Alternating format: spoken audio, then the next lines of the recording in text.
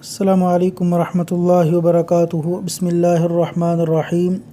شیطانی وسوسہ دور کرنے والی دعا، سنن ابو داود، حدیث نمبر 775۔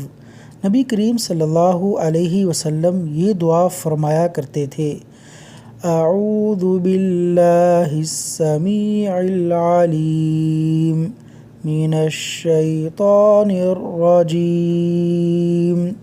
من ہمزہ ونفخہ ونفثہ من ہمزہ ونفخہ ونفثہ۔